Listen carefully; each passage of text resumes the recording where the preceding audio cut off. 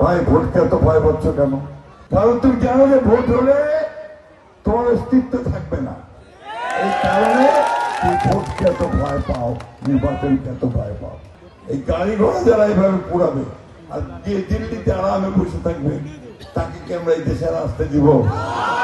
সাহস তুমি আসো, এই দিল্লিতে বসে ওইখান থেকে দেশের সর্বনাশ আর কইল না। 5ই আগস্টে আন্দোলন করে আমাদেরকে মুক্ত করছে, সাহায্য করছে। যারা উমরাও একটা দল করছে জানেন তো, এনসিপি নাম শুনেছেন তো?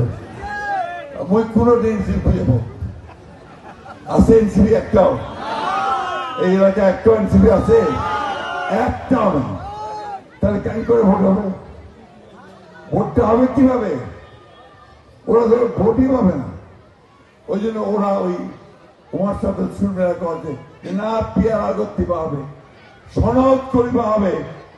এগুলো হচ্ছে ওই আপনার মানে শুধু বিভ্রান্ত করা, ভোট পিছানো এবং আগের ব্যবস্থায় ফিরে যাওয়া।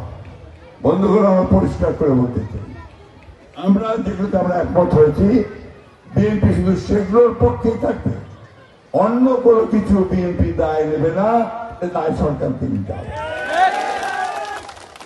আমি আরেকটা কথা বলে আমার বক্তব্য শেষ করব। একটা দেশের সামনে সবসময় আগে বললাম সবসময় সুযোগ আসবে না। এইবার একটা সুযোগ আসতে না বলে না ভাইয়েরা, যে আমাদেরকে সঠিক সিদ্ধান্ত নিয়ে সঠিক একটা সরকার গঠন করতে হবে।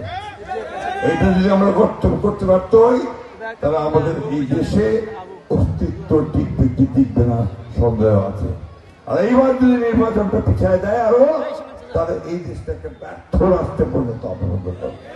নির্বাচন পেছনের কোনো সুযোগ নাই। আওয়ামী লীগকে কি ভুলে গেছেন আপনারা কি একবারে? হ্যাঁ, হাসিনাকে ভুলে গেছেন? বলা যায় না, ভারতে গিয়ে দিল্লিতে গিয়ে ওইটা থেকে আবার হরতাল ঘোষণা করেছে এবং কালকে কিছু গাড়ি ঘোড়াও পড়েছে না, কিছু পোলাপান আছে তাদের দিয়ে গাড়ি ঘোড়াও পড়েছে। এখন এই গাড়ি ঘোড়া যারা এইভাবে পুরাবে, তারা দেশের সম্পদ নষ্ট করবে আর যে দিল্লিতে আরামে বসে থাকবে, তাকে কি আমরা এই দেশের আসতে দিব? সাহস তুমি আসো, এই দেশের সামনে, জনগণের সামনে আসে রাজনীতি করো। এই দিল্লিতে বসে ওইখান থেকে দেশের সর্বনাশ আর কইল না।